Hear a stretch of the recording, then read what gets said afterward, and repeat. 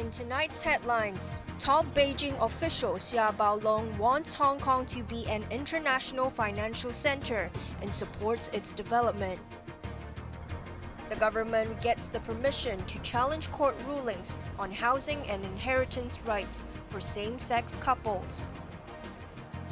And Liverpool win the English League Cup for a record 10th time, defeating Premier League rivals Chelsea.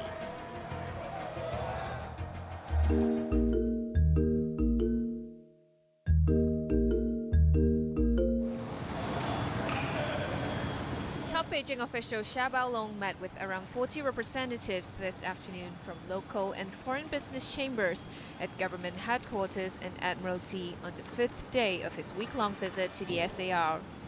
After the meeting, Chief Executive John Lee revealed that easier access for foreign enterprises to enter the Greater Bay Area and mainland markets was discussed. Having been here for a long time, I was also witness to times when there were situations on the street that don't give confidence when they are blasted all over the globe. But we should not forget that rule of law prevails and is one of the pillars here in Hong Kong. And the basic law, Article 23, is part of the law.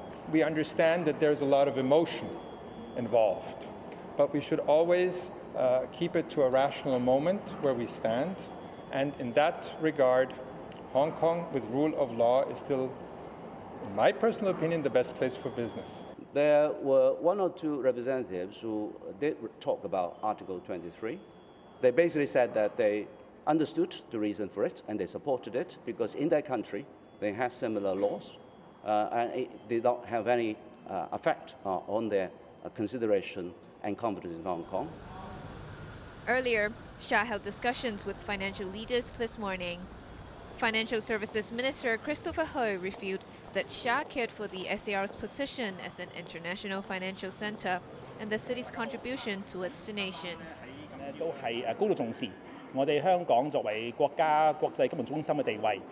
When asked whether Article 23 national security law was covered in the meeting, Hui pointed out that the industry is clear that the law helps financial development by providing a stable and predictable environment. Janice Low, Cable News.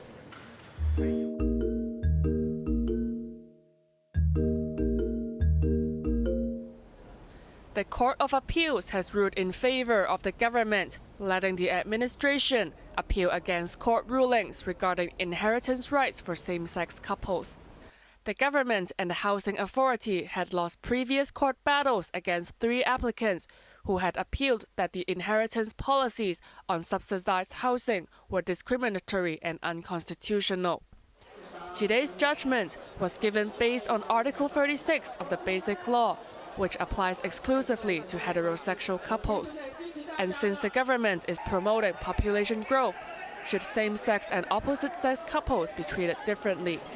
In light of these concerns, the court decided that the government's questions are valid and the cases should be decided in the Court of Final Appeal. Janice Yu, Cable News.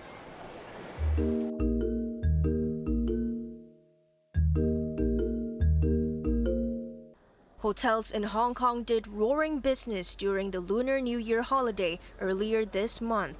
The Hong Kong Hotels Association said the average occupancy rates during the festival reached 93.4%, close to the 2019 level.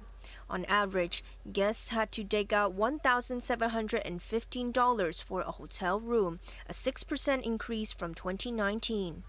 A big boost in revenue came from the government's promotion of international mega events, and the association urged SAR authorities to introduce more cultural activities, which could bring in more tourists.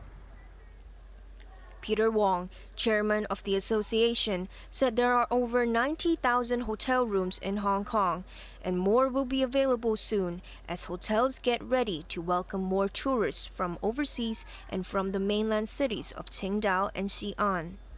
Starting from March the 6th, residents from the 2 cities can apply for permission to travel to Hong Kong as individuals instead of joining tour groups. They can stay in the SAR for up to 7 days at a time. Annie Yao Tse, chairwoman of the Hong Kong Retail Management Association, said although tourists from Qingdao and Xi'an will benefit the hotel, tourism and catering sector, the impact on retail sales need to be observed as shopping would not be the main activity for their trips. Maisie Mock, Cable News.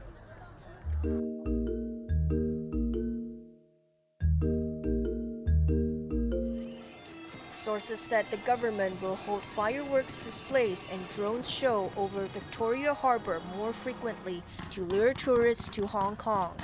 Reportedly, Financial Secretary Paul Chen is set to announce a list of measures in the budget on Wednesday to boost the tourism industry. The SAR is believed to have tasked the Tourism Board to redesign the Symphony of Lights show, which is currently conducted daily over the Victoria Harbour. A nighttime run, city walks and cycling events are also on the cards to keep up with the ever-changing spending habits of tourists. The Development Bureau, meanwhile, will be tasked to boost the attractiveness of promenades with upgrades.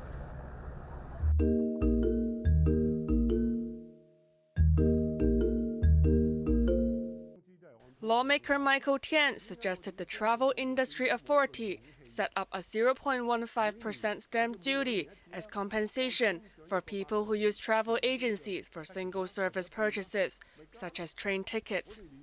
Commenting on the abrupt closure of New Star Travel last week, Tian said the authorities should have immediately informed the public about the travel agency's plan to wind up, as some companies might still take bookings before declaring themselves bankrupt.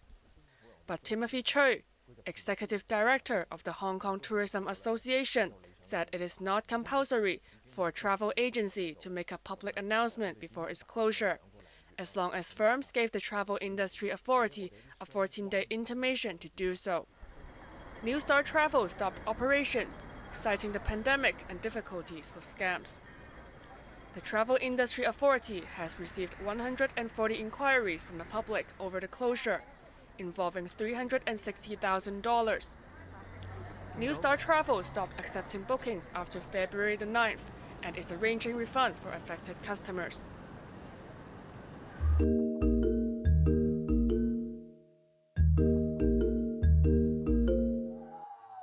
The South Korean government has set a deadline for striking doctors to get back to work by Thursday. In doing so, the physicians who walked out 7 days ago will not be held accountable for their irresponsible actions, said Interior and Safety Minister Lee Sang-min. The dispute started when the government decided to increase enrollment in medical schools from next year to tackle a shortage of doctors. But doctors say their pay and working conditions should be the priority, rather than the government's plan to boost the number of physicians. Trainee doctors also argued that universities were not equipped to handle the surge in the number of students.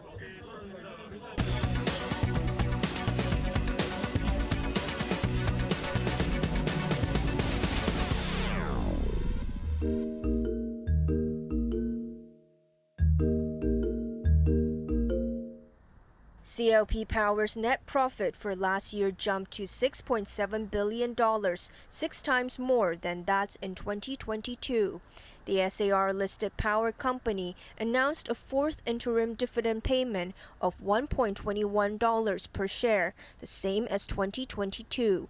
The company also announced a reduction of 1 cent in fuel costs starting next month, cutting it down from the current 46.3 cents to 45.3 cents per unit.